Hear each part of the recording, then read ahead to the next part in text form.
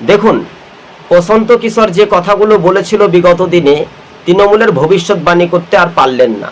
Phone call এলো নবান্ন, অর্থাৎ তৃণমূল বলল যে আমরা ভোটে জয় হব। আসলে কিন্তু চিত্রটা ঘুরিয়ে ঘুরিয়ে পদ্ম ফুলে এগিয়ে গেল। তাই বাংলার মানুষ সব কিছু পারে। সরকারকে যখন নিয়োগও করেছে, বিয়োগও করে ছেড়ে দিল। তাই তৃণমূল দেখুন, গ্রাম থেকে শহরে তৃণমূলের নেতারা বলতে চাইছে এই দলটা আর করা যাবে না, তৃণমূল পার্টি। তাহলে কি করতে হবে? তারা বিজেপির লাইনে দাঁড়াচ্ছে বিজেপিতে জয়েন করার জন্য। অন্যদিকে রাজ্য সভাপতি শ্রমিক ভট্টাচার্য মহোদয়কে আমরা স্বাগত জানাচ্ছি। আপনি বললেন যে দরজা কিন্তু বন্ধ, এখনো কিন্তু দরজা বন্ধ। আরএসএস দলটা চালাচ্ছে এবং যারা সংস্থা, বুথ সভাপতি, অঞ্চল সভাপতি, জেলা প্রেসিডেন্ট, সেটা আরএসএস এর নেতৃত্বে কিন্তু হয়। কিন্তু বাস্তবে তৃণমূলের জায়গা কিন্তু যে সব তৃণমূলরা গুন্ডামি করেছে, তারা বিজেপিতে এসে কি বদমাইশি করবে, এটা নিয়ে একটা চিন্তিত হচ্ছে। কিন্তু দেখুন, প্রশান্ত কিশোরের কোনো খাটবে না। নবান্ন 14 তলার বিল্ডিং কিন্তু পাল্টে গেল। আমরা বলেছিলাম না,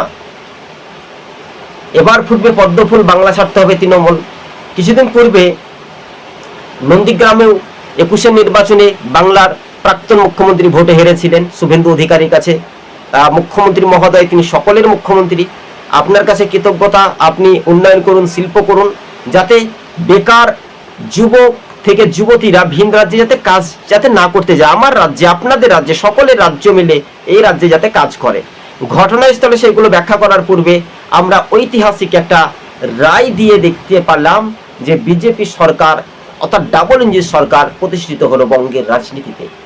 ফোন কল, দিদির এখন ভোটে হেরে ফোন করছেন নেতাকর্মীরা, এখন ফোন ধরতে ভালো।